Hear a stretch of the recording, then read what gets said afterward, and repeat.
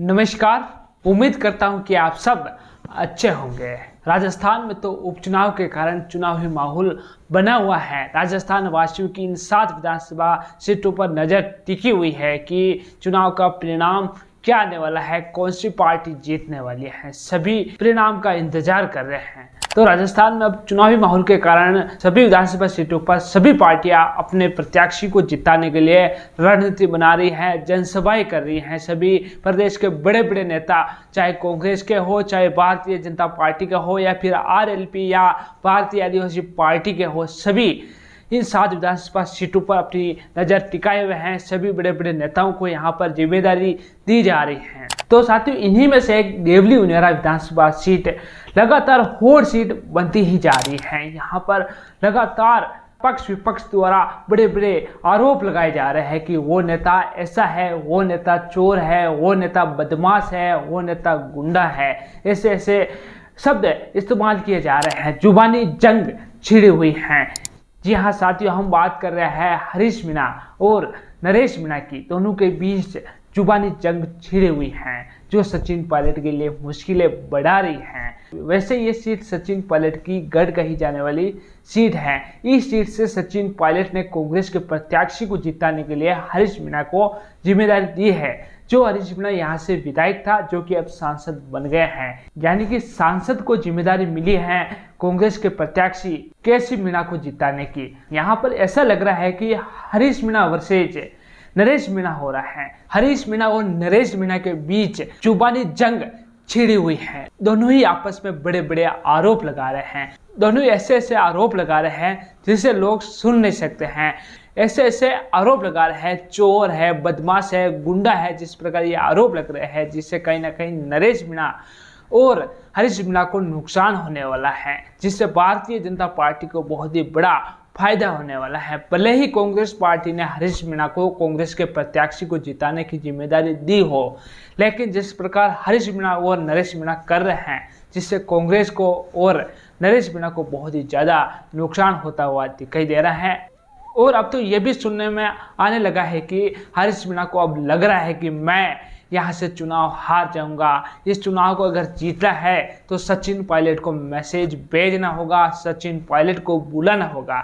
यहाँ पर सचिन पायलट इसीलिए जनसभा नहीं कर रहे हैं क्योंकि यहाँ पर हरीश मीणा को जिम्मेदारी मिल गई है और सचिन पायलट को पूरा यकीन था कि यहाँ पर हरीश मीणा इस सीट को जिताकर कांग्रेस के खाते में डाल देंगे। लेकिन अब ऐसा नहीं लग रहा है। अब ऐसा ही लग रहा है कि इस सीट को अगर कांग्रेस को जीतने है तो सचिन पायलट की यहाँ पर जनसभा होना बहुत ही जरूरी है।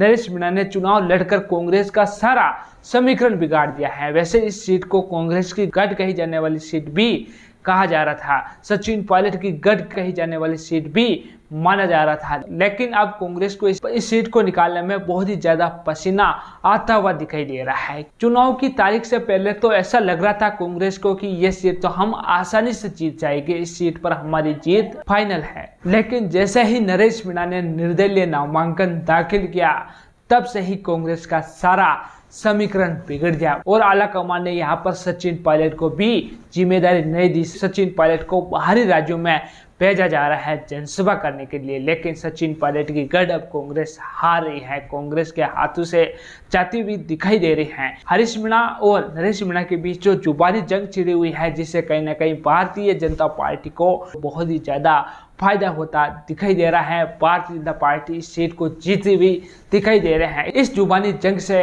कहीं ना कहीं भारतीय जनता पार्टी को बहुत ही बड़ा फायदा होता हुआ दिखाई दे रहा है और भारतीय जनता पार्टी इस जुबानी जंग से बहुत ही ज़्यादा खुश भी दिखाई दे रही है, इसकी आलोचना भी कर रही है। यानी कि कांग्रेस का आदमी कांग्रेस को ही हराएगा, अपना ही अपनों को काटने वाला है। नरेश मीणा भी कांग्रेस से कहीं ना कहीं जुड़े हुए हैं, सचिन पायलट के गुट के नेता कहे जाते हैं। हरीश मीणा भी कांग्रेस से जुड़े हुए हैं, वो भी सचिन पायलट के बेहद करीबी है। यानी कि दोनों ही सचिन पायलट के आदमी, दोनों ही सचिन पायलट के गुट के नेता आपस में भिड़ गए हैं। दोनों ही कांग्रेस के नेता आपस में भिड़ गए हैं, जिससे भारतीय जनता पार्टी में खुशी की लहर है और कांग्रेस पार्टी में रोष है। कांग्रेस पार्टी इस सीट को लेकर बहुत ही ज़्यादा अब सीरियस हो चुके हैं। अब सचिन पायलट को यहाँ पर बुलाने की मांग उठने लगी है कि अगर यहाँ पर सचिन पायलट नहीं आया तो ये सीट कांग्रेस के खाते से चली।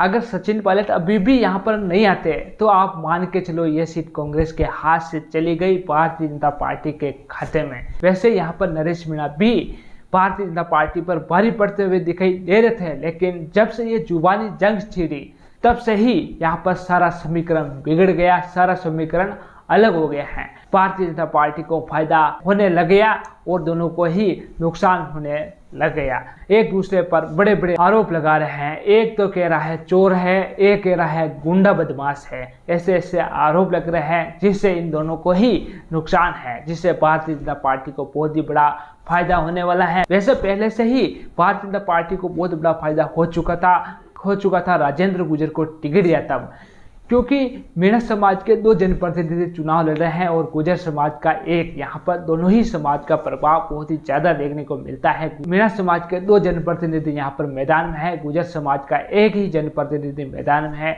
इससे भी जातिगत फायदा भारतीय जनता पार्टी को बहुत ही ज्यादा मिलने वाला है। और अब ये जुबानी जंग छिड़ गई है, जिससे भी भारतीय जनता पार्टी को बहुत ही बड़ा फायदा होने वाला है। अगर ये जुबानी जंग ऐसे ही चलती रही, ऐसे ही बढ़ती रही तो भारतीय जनता पार्टी एक तरफा जीतने वाली है। और यहाँ पर अगर सचिन पायलट जनसभा कर लेते हैं, यहाँ की कमान अगर सचिन पायलट संभाल लेते हैं तो वापस कांग्रेस की तरफ यह माहौल बन सकता है। लेकिन सचिन पायलट के गुट के नेता जो कांग्रेस के प्रत्याशी है वो नहीं है, इस वजह से भी यहाँ पर सचिन पायलट आते हुए नहीं दिखाई दे रहे हैं, ऐसा वहाँ के लोगों का कहना है। और पार्टी ने भी सचिन पायलट को दूसरे राज्य में जहां पर चुनाव है वहां पर जिम्मेदारी दे रखी है। इसी वजह से भी यहां पर सचिन पायलट शायद नहीं आ पा रहे हैं।